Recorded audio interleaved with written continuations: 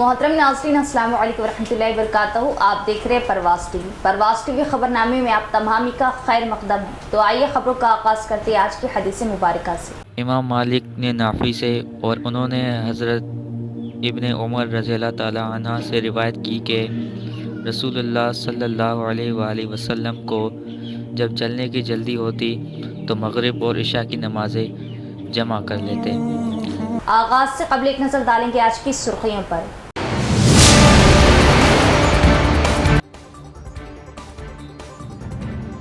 पर्चा नामजदगियों का अमल जारी, तीसरे रोज 7 पर्चा नामजदगियां दाखिल। इलेक्शन ऑफिसर व जिला कलेक्टर ने पर्चा नामजदगी कबूल की। इंतखाबी सरगर्मियां तेज।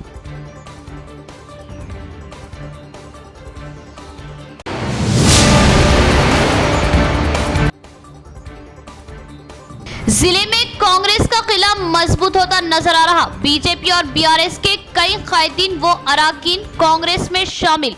बोधन एमएलए व एमपी उम्मीदवार जीवन रेड्डी ने पार्टी में किया खैर मकदम।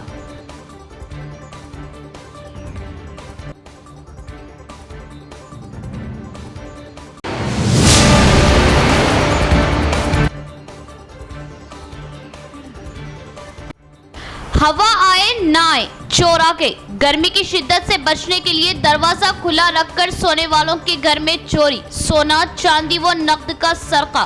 पुलिस मसरूफ तहकीकात।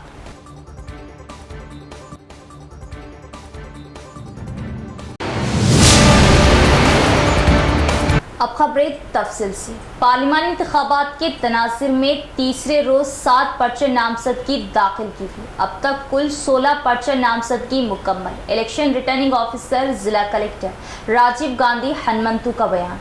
रिटर्निंग ऑफिसर ज़िला कलेक्टर राजीव गांधी हनुमंतु ने कहा कि पार्लिमानी इंतखाबात की नामजदगी के अमल के एक हिस्से के तौर पर निज़ामाबाद लोकसभा हलके के लिए हफ्ते को तीसरे रोज़ 7 नामजदगी दाखिल किए गए। आर अनिल, जिन्होंने पहले ही आज़ाद उम्मीदवार के तौर पर पर्चा नामजदगी दाखिल किया। बी नंदू, जिन्होंने स्टूडेंट्स पॉलिटिकल पार्टी उम्मीदवार के तौर पर पर्चा नामजदगी दाखिल किया, और देवी श्रीनिवास, जिन्होंने बहुजन मुक्ति पार्टी उम्मीदवार के तौर पर पर्चा नामजदगी जमा कराए।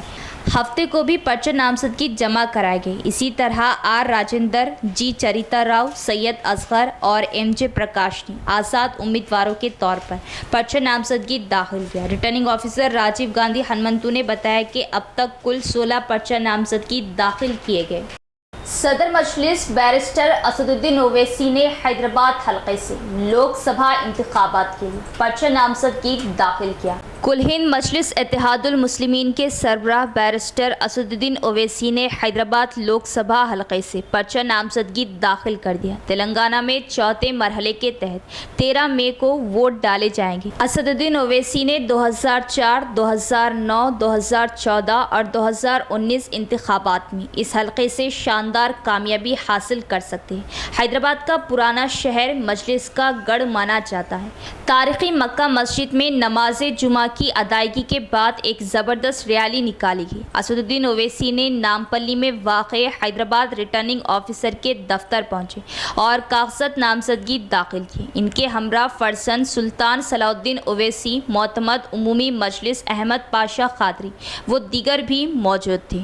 वाज़ेह है कि लोकसभा इंतखाबात में हैदराबाद हलके से बीआरएस ने जी श्रीनिवास, बीजेपी ने माधवी लता को अपना उम्मीदवार बनाया है, जबकि अभी तक कांग्रेस ने अपने उम्मीदवार के नाम का ऐलान नहीं किया है। कांग्रेस पार्टी एमपी उम्मीदवार जीवन रेड्डी और बोधन एमएलए सुदर्शन रेड्डी ने अवाम से मुतालिबा किया कि वो बीजेपी और बीआरएस पार्टियों को मुस्तरद करें, जो गरीब अवाम की फलाह व बहबूद को नज़रअंदाज करती है।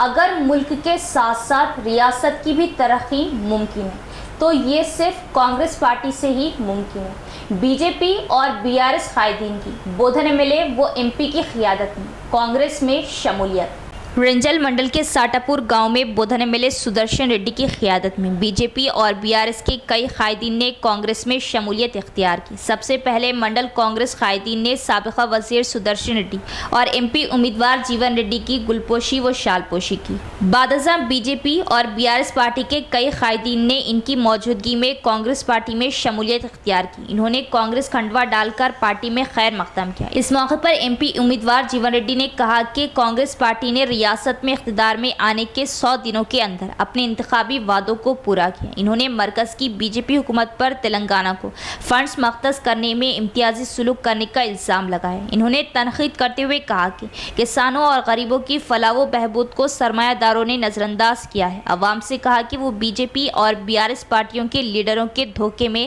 ना आए। इन्होंने वादा किया कि जब कांग्रेस मरकज़ में इख्तिदार में आएगी तो बोधन शुगर फैक्ट्री का आगाज़ किया जाएगा। बादज़ा एमएलए सुदर्शन रेड्डी ने तकरीर की और इल्ज़ाम लगाया कि बीआरएस हुकूमत की बदउनवान हुक्मरानी की वजह से रियासत खर्चों का ढेर बन गई। इन्होंने कहा कि बीजेपी कायदीन तेलंगाना के लिए फंड्स हासिल करने में नाकाम रहे। इन्होंने तजवीज़ पेश की कि मौजूदा लोकसभा इंतखाबात में कांग्रेस उम्मीदवार जीवन रेड्डी को भारी अक्सरियत से कामयाब करने के लिए कारकुनान सिपाहियों की तरह काम करें।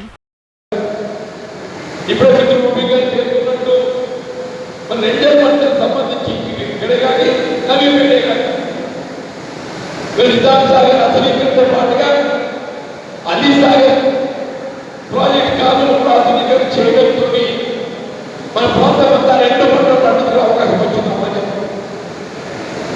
దాంతో పాటుగా ఎక్కడైతే కాలువ నీళ్ళు మనం పొందలేమో బావిపై ఆధారపడ్డ రైతాంగాన్ని కూడా విద్యుత్ భారం కాకూడదనే భావనతో 2004లో ఉచిత విద్యుత్ కార్యక్రమాన్ని మన రాష్ట్రంలో కాంగ్రెస్ ప్రభుత్వం అమలు చేయాలని దేశంలో ఎక్కడ కూడా లేదని పడుతున్నా. కేవలం ఉమ్మడి ఆంధ్రప్రదేశ్ రాష్ట్ర కాంగ్రెస్ ప్రభుత్వం తెలంగాణ ప్రాంత రైతాంగానికి విద్యుత్ భారం రాకుండా భావంతో ఉచిత విద్యుత్ కార్యక్రమాన్ని కూడా అమలు చేయాలని దాని యొక్క టీఆర్ఎస్ ప్రభుత్వం కూడా కొనసాగించింది. నేను ఇందులో ఓటు చేసిన 7 కాన్స్టిట్యూన్సీ వాళ్ళు కలిసి అందరూ ఓడగొట్టారు. ఇప్పుడు వీళ్ళని కూడా అందరూ ఓడగొట్టారు. ఓడగొడితేనే రేపు మంచిగా ఒళ్ళు దగ్గర పెట్టుకొని పని చేస్తాం. ప్రజలకు చెప్పినది ఏముంటే రాజకీయం సన్యాసం తీసుకోవాల్సి వస్తుందని భయపడ్డారు. కాబట్టి తప్పనిసరిగా మీరందరూ మరి కాంగ్రెస్ పార్టీకి 4,000 రిజల్ట్ రావాలి. వస్తేనే నాకు పనులు చెప్పండి, నేను పనులు. चीफ लीगल एड राजकुमार सूबेदार ने मशवरा दिया कि डिस्ट्रिक्ट जेल के कैदी लीगल एड काउंसिल की सहूलत से इस्तेफादा हासिल करें। इन्होंने इन कैदियों से कहा जिनके पास माली वसाइल नहीं वो इस मौके से फ़ायदा उठाएं। चीफ लीगल एड राजकुमार सूबेदार ने मशवरा दिया कि डिस्ट्रिक्ट जेल के कैदी लीगल एड काउंसिल की सहूलत इस्तेमाल करें। इन्होंने इन कैदियों से कहा जिनके पास माली वसाइल नहीं है वो इस मौके से फ़ायदा उठाएं। कैदियों से खिताब करते हुए इन्होंने कहा कि सुप्रीम कोर्ट के हुक्म के मुताबिक पूरे हिंदुस्तान में लीगल एड काउंसिल का निज़ाम कायम किया गया। बताया गया है कि कैदियों को कानूनी इमदाद की सहूलत फ्राहम की गई। इनके पास वकील रखने के लिए माली वसाइल है या नहीं। जिनके मुकदमात मुतल्लिका अदालतों में चल रहे, उन्होंने कहा कि ऐसे मामलात में जिन अवाम को कानूनी मदद की ज़रूरत है वो मुतल्लिका अदालतों को मुतल्ला कर सकते हैं या वो डिस्ट्रिक्ट लीगल सर्विस अथॉरिटी के ज़रिए डिस्ट्रिक्ट जेल सुप्रिटेंडेंट्स को भी दरख्वास्त दे सकते हैं। इन्होंने बताया कि तवील अरसे से जेलों में बंद कैदियों को जल्द और जल्द इंसाफ फ्राहम करने के लिए इस निज़ाम को इस्तेमाल किया जाना चाहिए, जिसकी वजह से मुकदमात जल्द हल हो जाते हैं। इस प्रोग्राम में जी शुभम, प्रमोद, डिस्ट्रिक्ट जेल अफसरान राजशेखर, साई कुमार दीगर भी मौजूद थे। साबिका वक्फ बोर्ड जिला सदर, माइनॉरिटी सेल जिला सदर व सीनियर कायद कांग्रेस मोहम्मद जावेद अकरम, जिन्होंने ओहदों की कभी परवाह नहीं की और पार्टी के लिए हमेशा काम किया और पार्टी से जुड़े रहे, और जब कभी पार्टी की जानिब से बाज़ सीनियर कायदीन व वफादार कारकुनान को नज़रअंदाज किया गया। इन्होंने ऐसे कायदीन व कारकुनान के हक़ में इंसाफ के लिए आवाज उठाई। पार्टी के ज़वाल के वक्त पार्टी का झंडा उठाने वालों को अहमियत दी।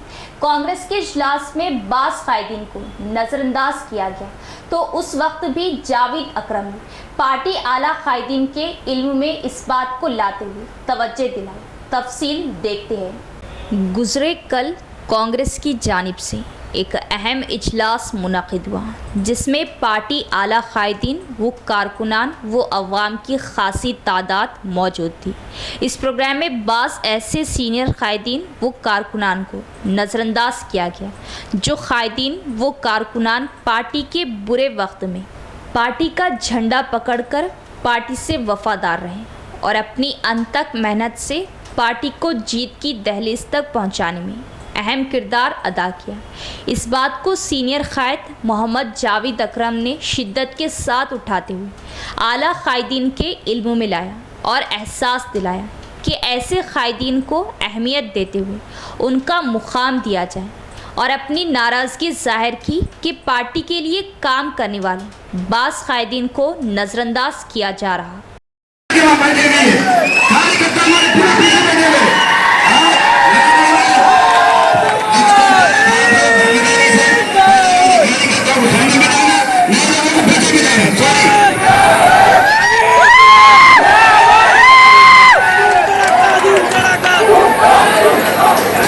निजामुबाद एमपी उम्मीदवार जीवन रेड्डी ने कहा कि कांग्रेस पार्टी वो पार्टी है जो मुश्किल वक्त में मुल्क की अवाम के साथ खड़ी है और इसमें तमाम तबकात शामिल हैं। इन्होंने कहा कि बीआरएस पार्टी का काम खत्म हो चुका है और अवाम लोकसभा इंतखाबात में बीजेपी के साजिशों को पलट देगी। एडपल्ली मंडल के एक फंक्शन हॉल में साबिका वजीर व बोधन एमएलए सुदर्शन रेड्डी की क़ियादत में कांग्रेस पार्टी कारकुनों की एक बड़े पैमाने पर मीटिंग मुनक़िद की गई। इस मीटिंग में बतौर मेहमान खुसूसी एमपी उम्मीदवार जीवन रेड्डी ने शिरकत की और खिताब किया। इन्होंने कहा कि बीजेपी के दौरे हुकूमत में गुर्बत के साथ साथ नौजवानों में बेरोजगारी और मायूसी भी बढ़ी हुई है। इन्होंने कहा कि बीजेपी हुकूमत अमीरों को लूटने के अलावा गरीबों की परवाह करने की पोजीशन में नहीं है।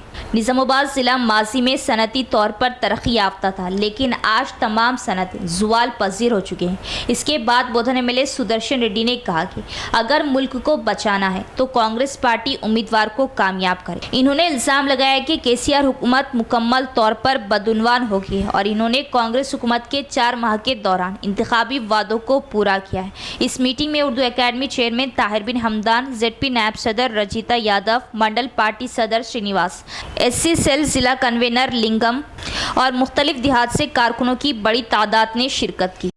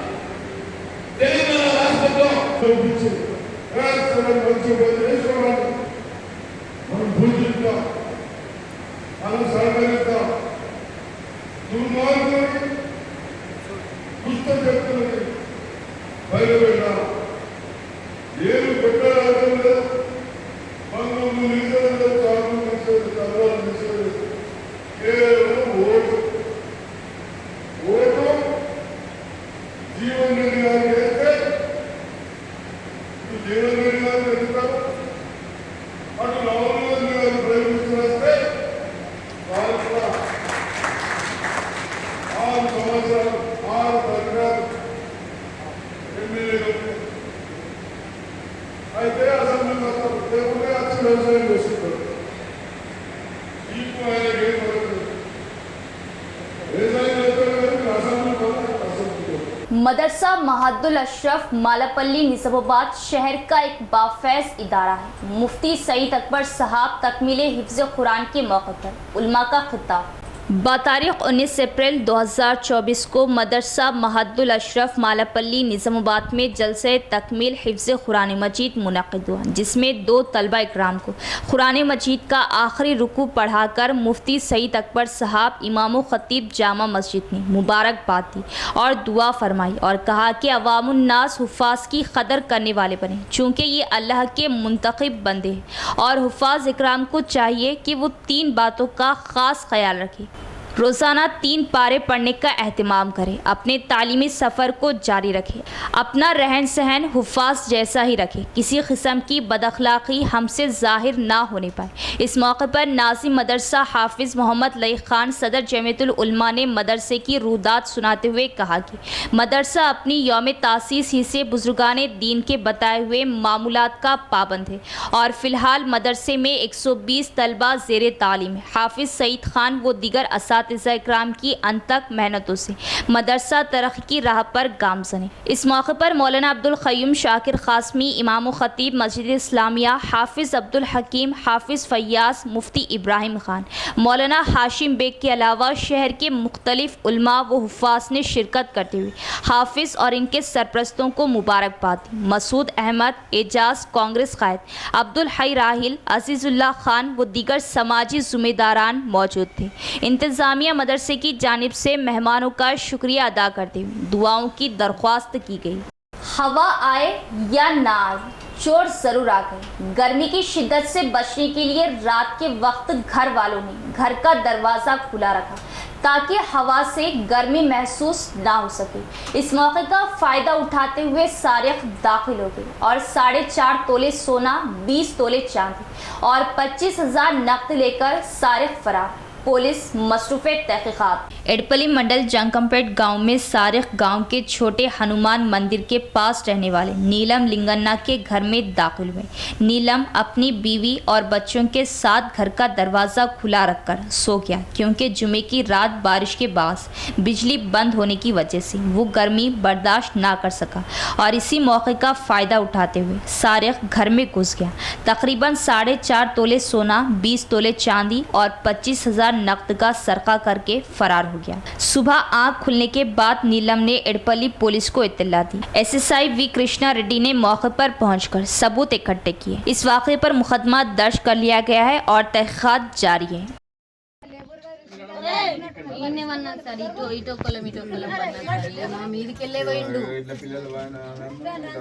మొత్తం చెమటలు వస్తున్నాయి అమ్మ అని పిల్లలు చిన్న ఉన్నారు సార్ ఏడిచిన్లా అనగానే బయటకి వెళ్ళినాం. వర్షం పడుతుంది బయట 5:30కి లేచినాం సార్. 5:30కి లేచినప్పుడు నా ఆకిలి నూకినా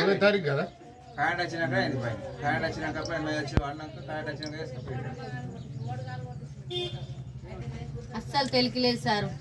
ज़ालाबारी की वजह से चावल के काश्तकार परेशान।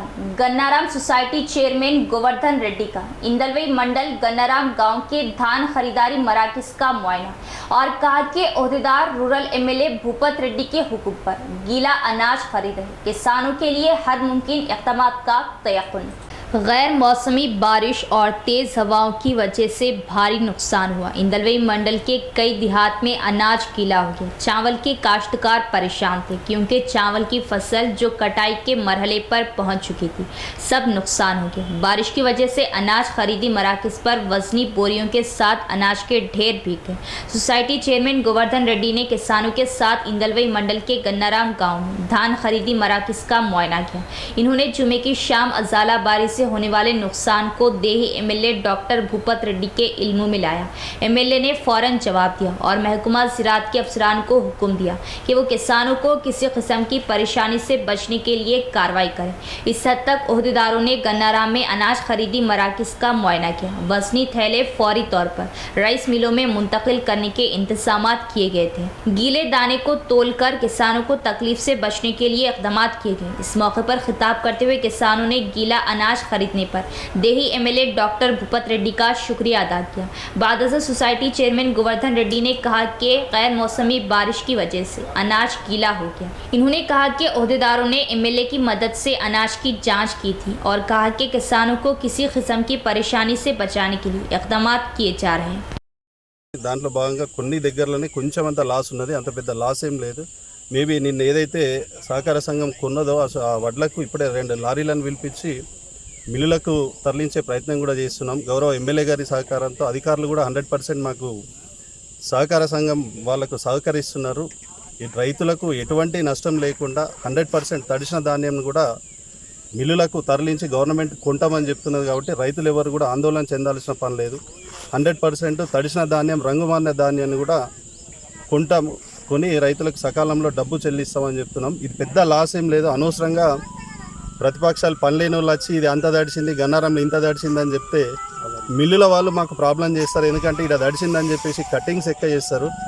వాళ్ళకు ఒకటే మనవి ఏంటంటే రైతులకు ఏదైనా మీకు అర్థమైతే హెల్ప్ చేసే పని చేయరు, కానీ ఇంకా రైతులకు నష్టపరిచే విధంగా మీరు మీ కామెంట్లు కానీ మీరు మిగతా ఈ అధికారులకు ఫిర్యాదులు కానీ చేయవద్దని మీడియా ద్వారా. భారతంలో నేను కట్టినాయి సంచులలో దించినాయి ఇంటనే ఉండబోతుండు చేసినాము నాన్నది మొత్తం ఏంటని ఇప్పుడు లారీలలో ఉండబోతుండు. మనలో చైర్మన్ వచ్చిండు, అన్నీ నింపినాయి, కాంట చేసినాయి, కొంత తరలింపు చేస్తుండ్రు. ఆయన వచ్చి చూసి ఇది తడిసిపోయిన బారదాన్లోకి వెళ్ళి తీసుకుపోయేటట్టు చేస్తుండు లారీలతో. इख्तिताम से क़ब्ल एक नज़र डालेंगे आज की सुर्खियों पर।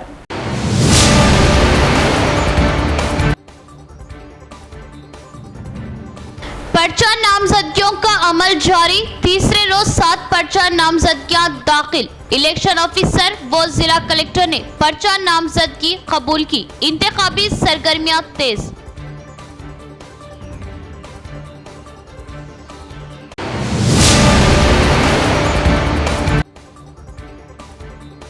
जिले में कांग्रेस का किला मजबूत होता नजर आ रहा। बीजेपी और बीआरएस के कई कायदीन व अराकीन कांग्रेस में शामिल। बोधन एमएलए व एमपी उम्मीदवार जीवन रेड्डी ने पार्टी में किया खैर मकदम।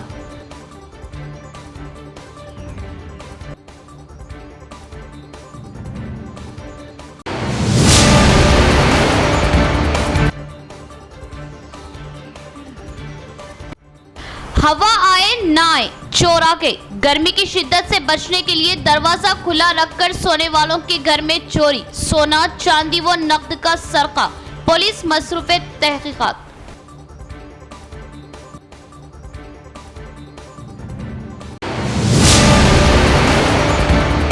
तो ये थी खबरों की तफसील। इंशाअल्लाह मज़ीद खबरों के साथ फिर मुलाकात होगी। तब तक देखते रहे परवाज़ टीवी। अब दे इजाज़त, अल्लाह हाफ़िज़।